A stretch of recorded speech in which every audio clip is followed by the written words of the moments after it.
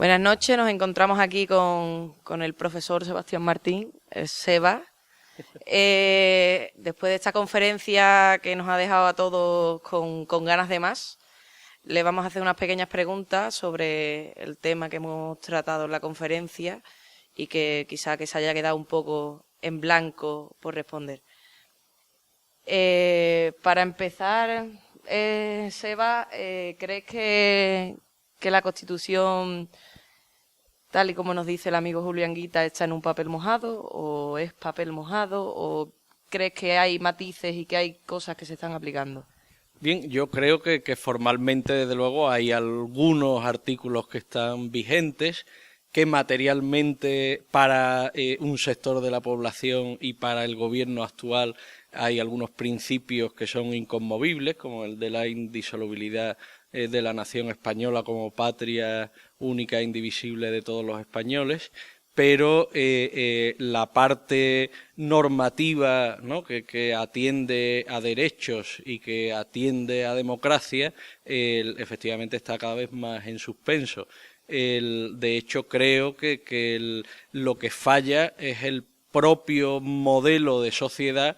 que aspiraba a construir la Constitución del 78, que era una sociedad de ciudadanos con derechos, que colocaba los derechos por encima del poder público y de los poderes del Estado, y tanto, ¿no?, por una vertiente cada vez más autoritaria y por una sociedad marcada cada vez más por las desigualdades económicas, el modelo de sociedad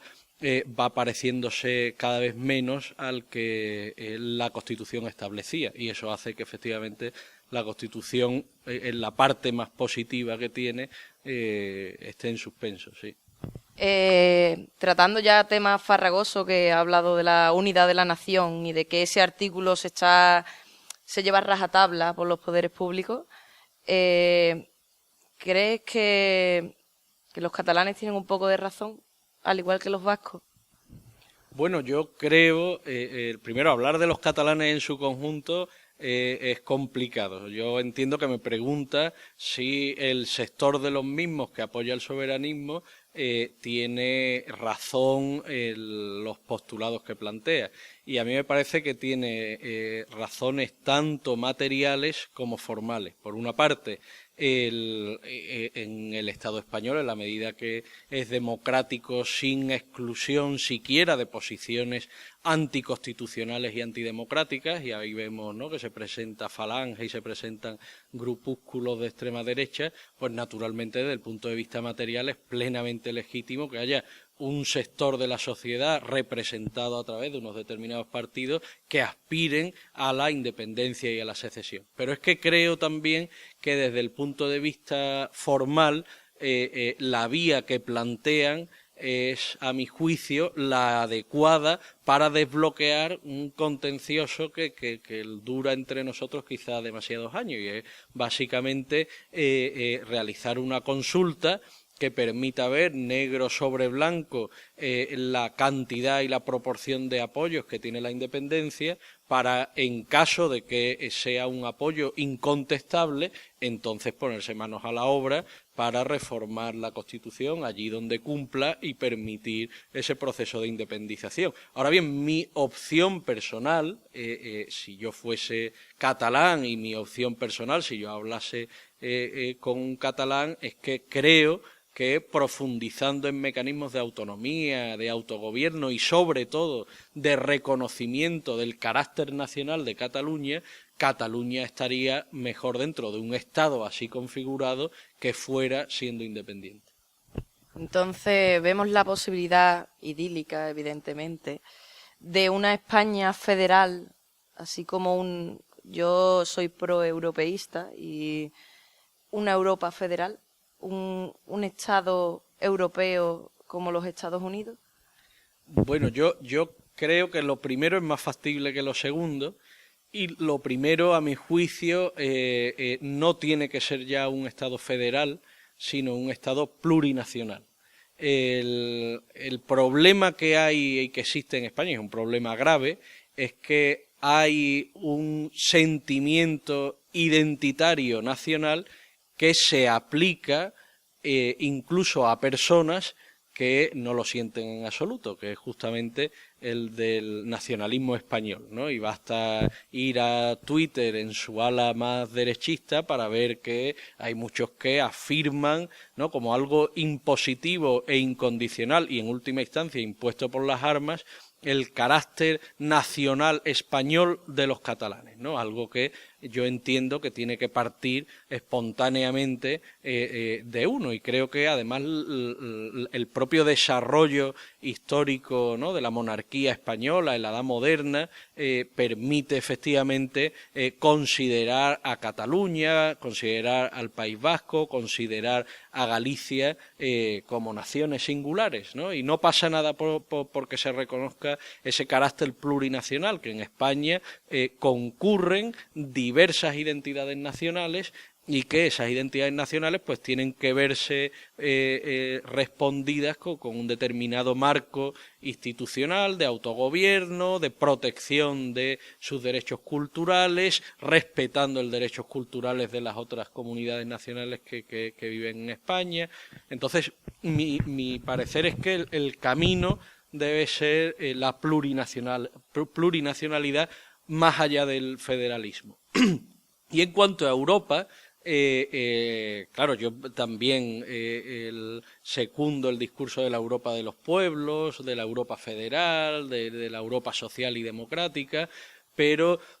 en la situación en la que está hoy, ¿no?, constituida Europa, me parece que quizás lo más urgente sea trabajar no tanto en la distribución del poder territorial, que también, sino en un cambio de tendencia o un cambio de inspiración en la propia Unión, que no haga que sea fundamentalmente, tú me mencionabas antes a Julio Anguita,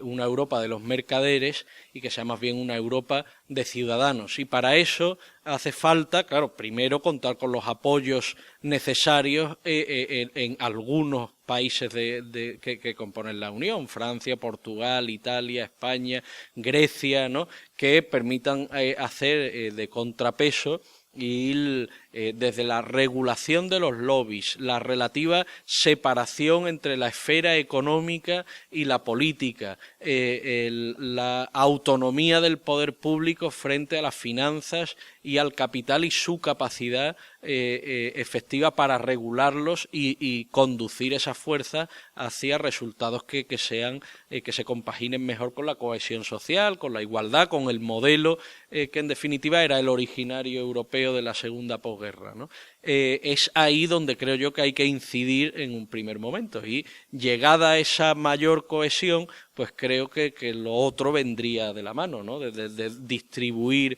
el poder de un modo más democrático, más descentralizado y más federal, ¿no? Bueno, ya volviendo, ya para terminar,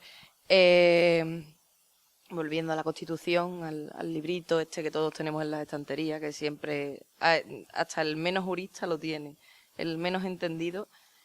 en una utopía, ¿qué cambiaríamos? Si mañana te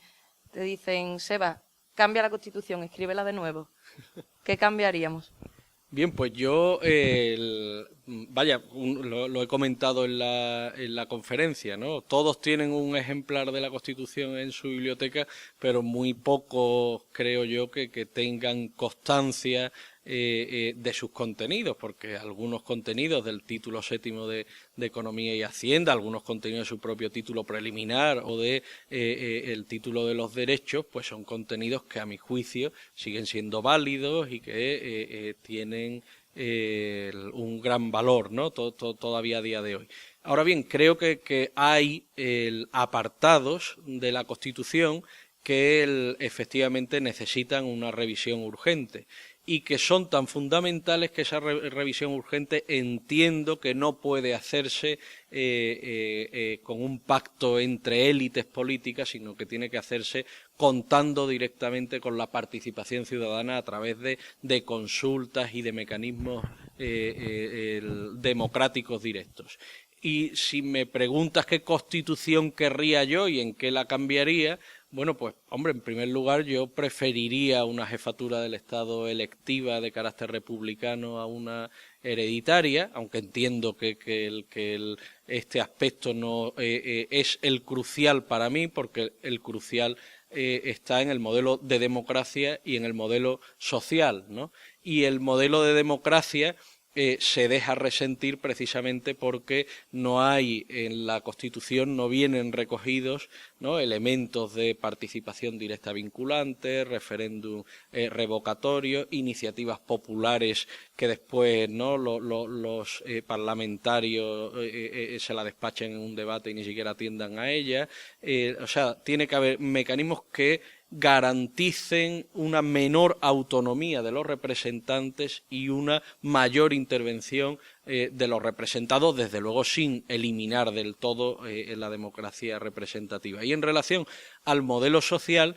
hay puntos que me parece que son muy avanzados de nuestra Constitución, pero creo que hay que ir hacia un modelo en el que la exigibilidad de los derechos sociales,